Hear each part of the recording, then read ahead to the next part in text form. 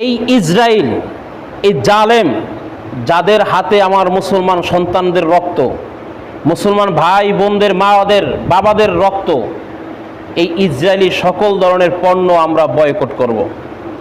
আমরা কোনো পণ্য ক্রয় করব না। আমরা তাদের পণ্য ক্রয় করে তাদেরকে অর্থ দিচ্ছি, টাকা দিচ্ছি, সম্পদ দিচ্ছি।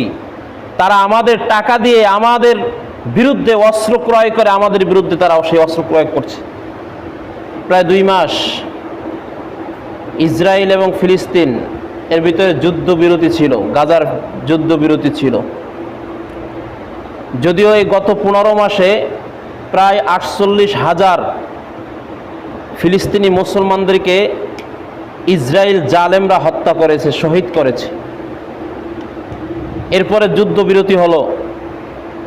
যুদ্ধবিরতির মধ্যে যুদ্ধের আইন লঙ্ঘন করে, মানবতা বিরোধী অপরাধ তারা নিজেদেরকে প্রতীয়মান করে।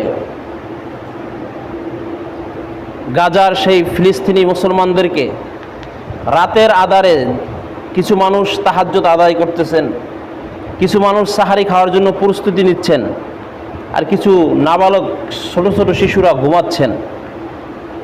এমত মুহূর্তে বোমার আঘাতের পর আঘাত, এই বোমার আঘাতে মানুষের বাড়ি ঘর ছিন্ন বিচ্ছিন্ন করে দেওয়া হয়েছে, ভূস্মীভূত করে দেওয়া হয়েছে। মুসলমানদেরকে প্রায় 592 জন শাহাদাত বরণ করেছে। এখন আমাদের করণীয় কি? আমরা মুসলমানের সন্তান, আমার ভাই আক্রান্ত, আমার বোন আক্রান্ত, আমার মা আক্রান্ত, আমার ছোট সন্তানরা আক্রান্ত।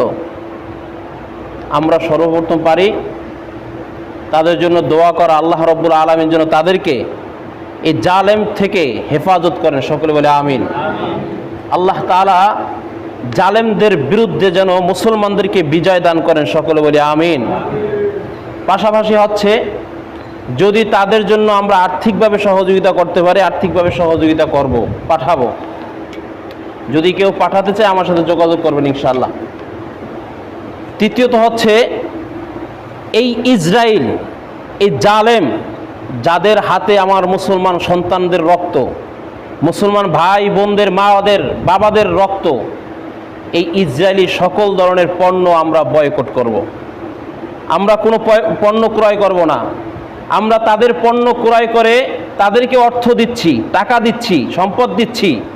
তারা আমাদের টাকা দিয়ে আমাদের বিরুদ্ধে অস্ত্র ক্রয় করে, আমাদের বিরুদ্ধে তারা সেই অস্ত্র ক্রয় করছে।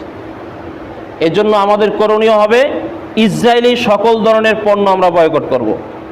বিশেষভাবে যেগুলো আমরা সচরাচর খেয়ে থাকি, কোকা কোলা, পেপসি, এগুলো আমরা প্রায় খাই, অনেকেই খাই।